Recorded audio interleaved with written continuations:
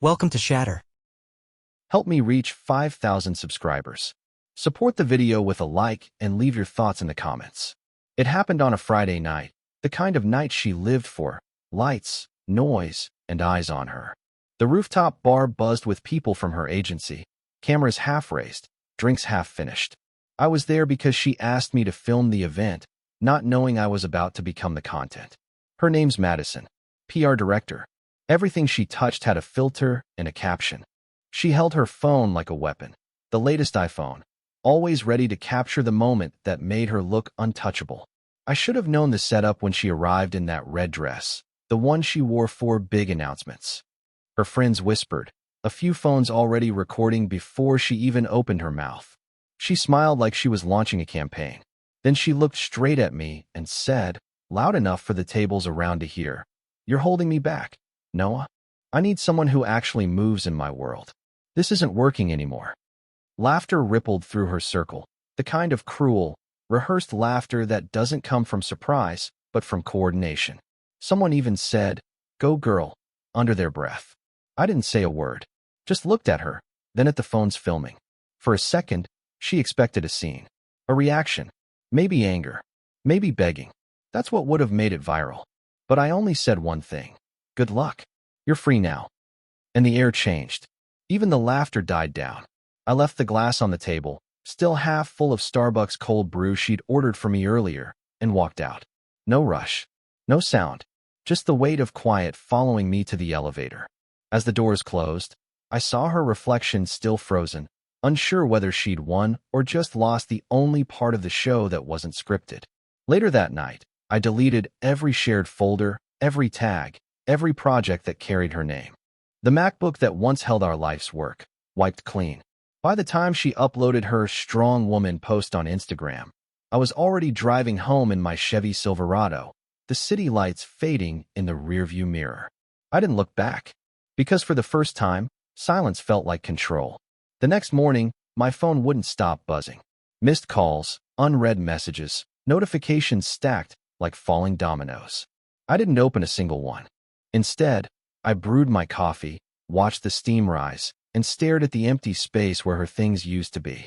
Her scent still lingered, something expensive from Sephora, mixed with the faint glow of her ring light she'd left behind. I checked my inbox, dozens of new emails from clients we'd shared. Some had her CC'd, some didn't. I started removing her access, one by one. Shared drives, old project links, passwords tied to her name. Every click felt like a breath. By noon, the digital fingerprints were gone from my world. Then the texts changed tone, from curiosity to panic. "Why can't I access the files? Noah, this isn't professional. We need those edits today." I didn't reply. She'd built her image on visibility. I was teaching her what absence looked like. By evening, she posted a story, her smiling at Starbucks with her team, latte in hand, captioned, "Fresh starts." The irony wasn't lost on me. I watched it once, then deleted Instagram. Not the post, the entire app. The Silverado sat in the driveway like an anchor. Reliable. Unpretentious.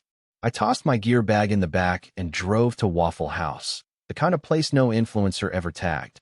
The waitress knew me by name, poured the coffee before I sat down. The TV in the corner played her client's interview, the investor she'd been seeing. He spoke about building futures, while she stood just off camera, pretending to be invisible. I recognized her posture, the same one she used when she was proud of herself. I finished my meal, left a quiet tip, and sat in the truck for a while. She'd always said silence made her anxious. That's when I realized silence wasn't the absence of power. It was power. Back home, I opened my laptop and renamed the main archive, Madison_final. Then I dragged it into the trash. Not out of spite, just clarity. By midnight, her entire world still revolved around being seen. Mine had just learned how to disappear. By Sunday, the fallout began. A mutual friend texted to check in, though his tone carried more curiosity than concern. He mentioned that Madison's client, the investor, had been spotted with her at a gallery opening the night before. Cameras everywhere. Perfect lighting. Her new chapter already trending. I just smiled. That was her rhythm. Turn pain into content before it even scabbed over. I spent the morning cleaning the apartment. Her clothes were gone, But traces of her lingered in pixels, shared calendars, cloud backups, synced reminders. She had built a digital empire, and I was the silent administrator holding the keys. I opened our old Google Drive, scrolling through folders of campaigns, photos, invoices, everything that proved how intertwined our lives had been. Then I saw it. A private folder labeled Vision 2.0. It wasn't hers originally, it was mine. Inside were files I'd shot for one of her clients. But the metadata told another story. She'd replaced my credit lines with hers, erased my watermark, even sent the raw footage from her own account. That was the moment the noise stopped in my head. No rage, no disbelief. Just a quiet recognition. She'd been rewriting my work long before she rewrote our story. I didn't confront her. I didn't call or text. I simply downloaded every log, screenshot, and invoice, then removed her access completely. When the prompt appeared, "Remove collaborator," I clicked yes without hesitation. By afternoon, she noticed. I could tell because her assistant called, pretending it was an accident. "Maybe something got disconnected," she said. I just told her it must be a glitch and hung up. That evening, I drove to Costco. I bought a small external drive, the kind I used for backup, just in case. As I waited at checkout, I remembered buying a whole camera rig there once, for our future projects. Now, I was building a future without her in the frame. When I got home, I backed up everything, not for revenge, but for closure. Then I sat in silence, listening to the faint hum of the hard drive spinning. Somewhere in that sound, I realized she tried to make me invisible in her story. I was just returning the favor, but quietly, completely, and on my own terms. By Monday morning, Madison realized what disappearing really meant. Her assistant sent another email marked urgent, saying the client needed access to the footage for a press release. I ignored it. Within hours, I saw her name trending again, not for the breakup, but for the delay. Her client's post went live with a caption that read, "Technical issues. New visuals coming soon." In her world, technical issues meant someone had slipped. She tried calling. 5 times. Then 10. I didn't pick up. I watched the phone screen light up and fade, her name blinking in silence. Eventually, she switched tactics. Texts. "We need to talk. Don't make this worse. You're being unprofessional." Her words used to control me. Now they barely touched the surface. That afternoon, I packed a small bag and drove out of the city. No destination, just distance. The Silverado hummed under me, steady and grounded, while her world spun faster than ever. I stopped at a gas station off the highway, grabbed coffee, and scrolled through her social feed one last time. Every post looked desperate now, the smiles too wide, captions too polished. Even her friends' comments felt forced, like they didn't know what to say without a script. I reached a quiet motel outside town, the kind of place where no one asked questions. I powered off my phone, shut the laptop, and stared at the blank screen. The stillness was strange at first, but then freeing. She once told me she couldn't stand silence. That's why her life was always filled with sound, laughter, music, people saying her name. But silence had a different rhythm. It taught me how to breathe again. The next morning, I went to a small diner nearby. No Wi-Fi, no noise. Just coffee refills and the low hum of conversation. The waitress asked if I was passing through. I said, "Maybe." Outside, I could almost feel her panic reaching for me through the networks she couldn't control anymore. For years, she'd managed every story, even mine. But now, there was no trace to follow. No status update. No access. And for the first time, I realized something simple. I hadn't vanished. I just stepped off her stage. By midweek, I could feel her unraveling through silence. Even though my phone stayed off, the world had a way of carrying echoes. A friend from the industry sent a message to my work email, "You and Madison okay? She's been different." I didn't respond, but I could picture it. Her pretending everything was fine while the cracks spread behind her smile. That's the thing about control. Once you lose it, every gesture starts to tremble. I spent the next few days in that small town, filming landscapes just for myself. No clients, no deadlines, no hashtags. It felt strange holding the camera without thinking about her approval. The sky didn't care who watched it. The wind didn't need a caption. Somewhere between those quiet frames, I remembered why I started creating in the first place, to see what others overlooked. Meanwhile, Madison's investor began showing up in headlines. Not about business this time, about investigations. A leaked report hinted at financial misconduct, insider deals. I didn't dig for it, but I knew where it came from. Months ago, while editing one of her campaigns, I'd noticed inconsistencies in the sponsor contracts, numbers that didn't add up. I had archived everything. I never planned to use it. But sometimes, truth has its own timing. I didn't send anything directly. I just made sure a journalist friend from college saw the right document at the right time. No signature, no trace. The investor's name hit the news cycle within hours, and the chaos spread fast. Madison's silence online became louder than any statement she could have written. Her team stopped posting. Her client list vanished overnight. That evening, I stopped by Waffle House again. Same booth, same waitress. She poured the coffee and said, "Rough week." I smiled and told her, "Not for me." Back in the motel, I scrolled through the headlines once more, saw his empire collapsing piece by piece. And there she was, a bystander in the crowd, suddenly irrelevant. It wasn't revenge. It was balance. She'd built her power on illusion.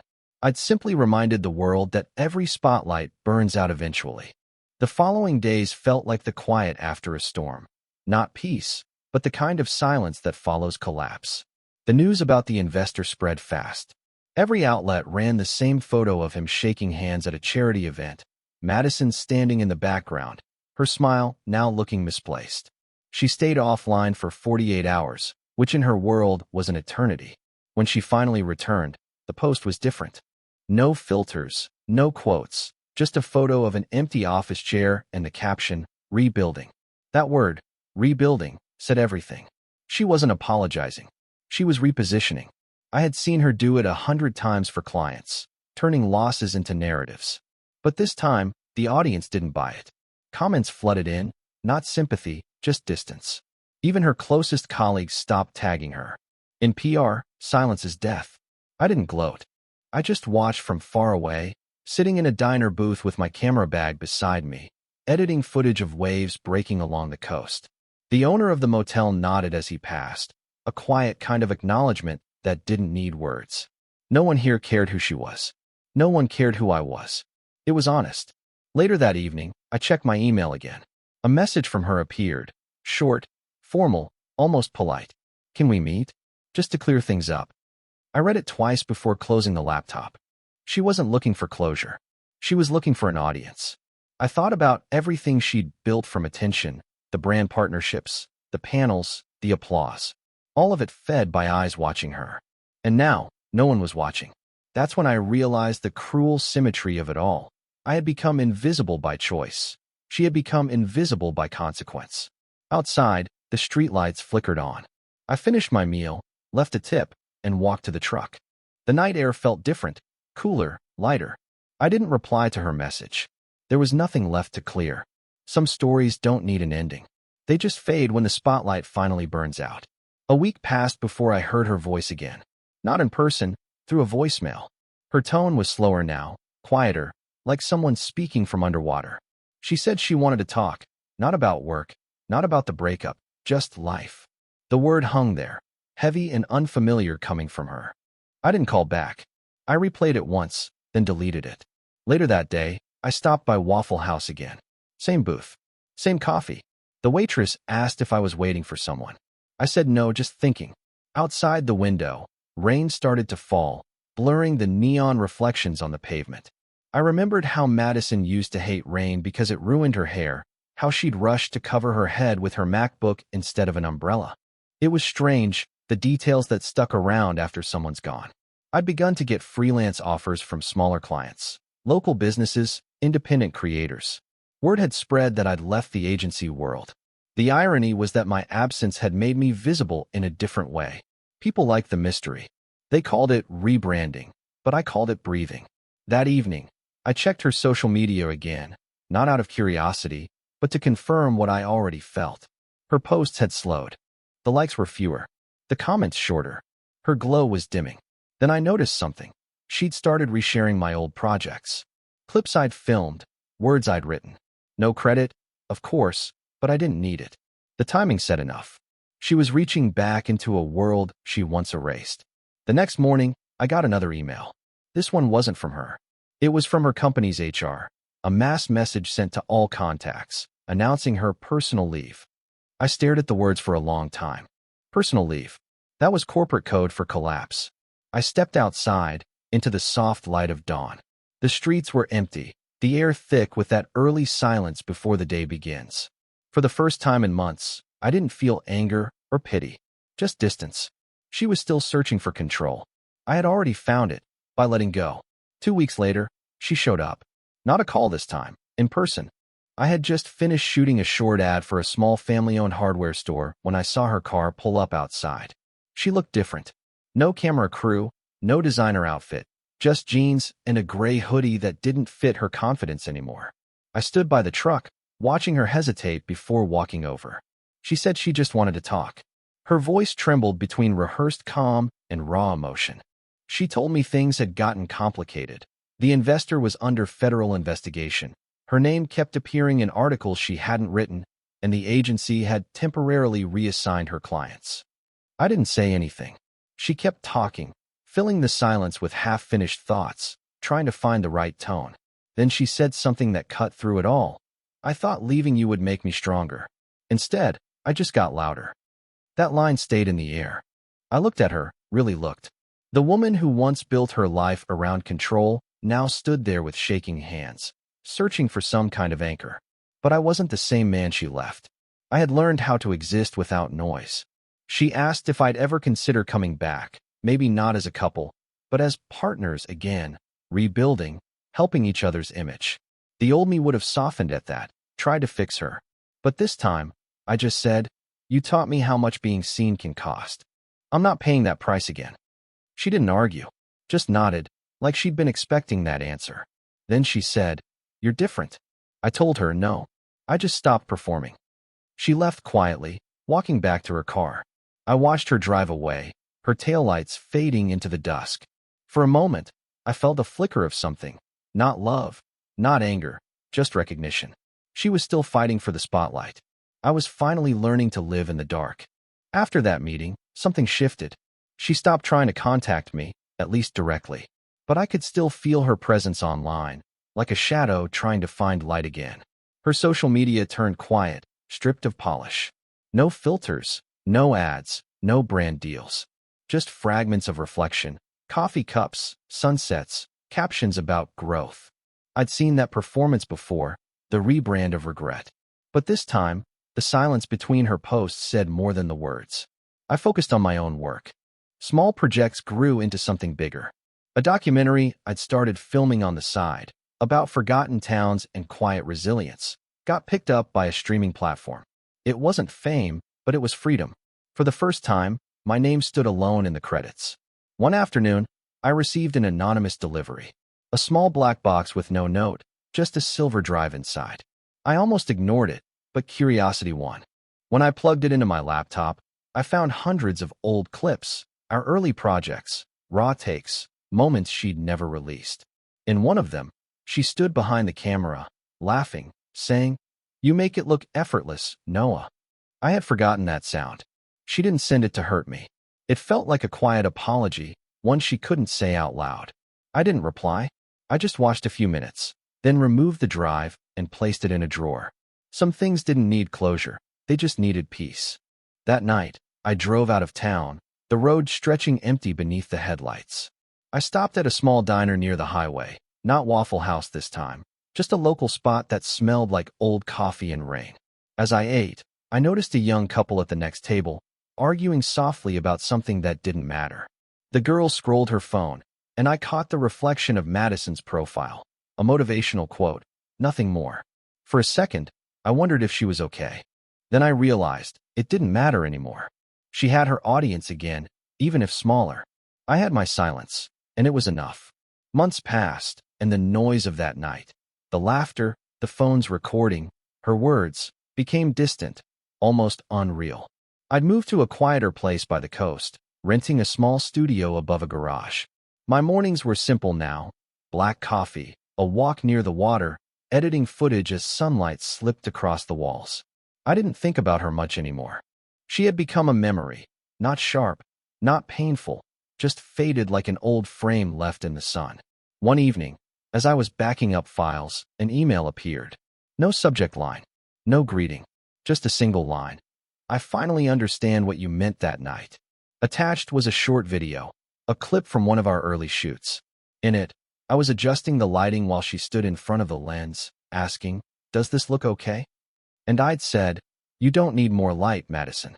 You just need to stop running from the shadows." I had forgotten I ever said that. The video ended there. No message. No explanation. I didn't reply. Some truths don't need an audience. That weekend, I drove into town for breakfast at Waffle House. The waitress smiled when she saw me. By now she didn't need to ask for my order. As I ate, I watched the morning crowd shuffle in. Families, truckers, people on their way somewhere. Ordinary lives. No cameras, no scripts. And I realized that somewhere between losing her and finding silence, I'd started living again. When I left, the air was cool and clear. I stood by the truck, looking at the horizon. For a moment, I thought about the night she'd tried to break me in public, the way she'd wanted an audience for my downfall. She got her scene, but not her ending. Because I didn't give her one. I didn't disappear. I just stopped showing up where I wasn't respected.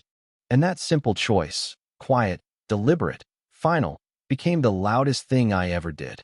Support the channel by liking, commenting, and subscribing. I promise even more interesting stories.